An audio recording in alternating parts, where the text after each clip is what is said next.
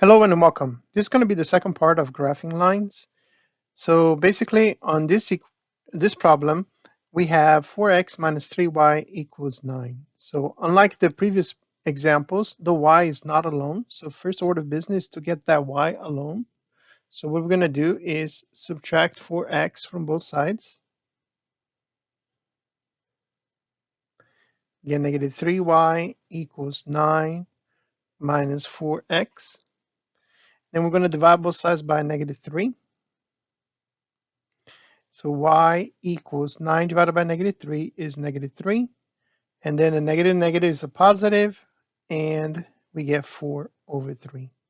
So now the y is alone, and that means I can identify my slope, which is 4/3, and my b is negative 3. Now that I have that information, I start my graph by starting at the y-intercept, which is negative 3. Then I go up 4 over 3, up 4 over 3.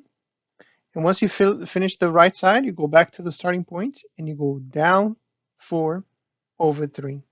If you did this correctly, you should see a straight line formed, and that's exactly what we see there. Okay, let's look at this next example. Again, the y is not alone, and this time we have 5x on this side and have x on the other side. So first thing I'm going to do is cancel this 5x, and that means the 5x goes away. I bring down the 8y, and then 1x minus 5 is negative 4x, and I bring down the 16.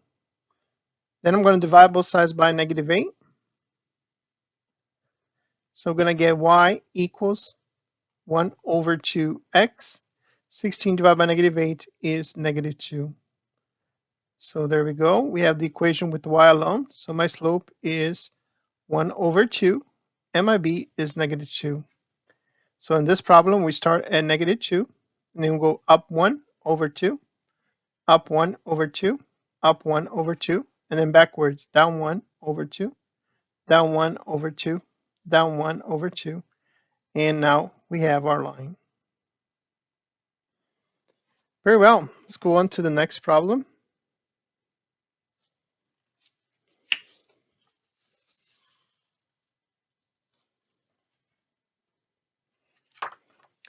Here we have the next problem. Again, the y is not alone.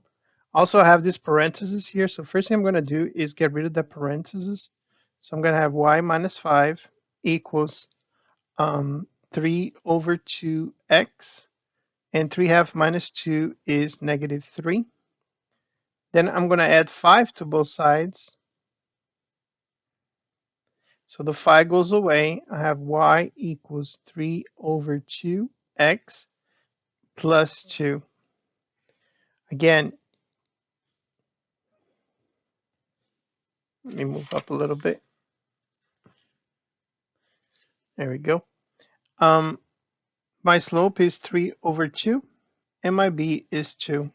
So I start at 2, and then from here, I see I go up and to the right. So up 3, 2 to the right, and then backwards, down 3, 2 to the right, down 3, 2 to the right, down 3, 2 to the right, and this is my line. All right, next one. Again, first thing I'm going to do is get rid of the parentheses, so it'll be y plus 7. Negative 2/3 times 2x is negative 4x over 3. Negative 2/3 times 9 is positive 6. And then bring down the 1. Now I'm going to combine this too. So I have y plus 7, negative 4/3 x, and then 6 plus 1 is 7. Now I'm going to subtract 7 from both sides. So y equals negative 4/3 x, and then the 7 cancels.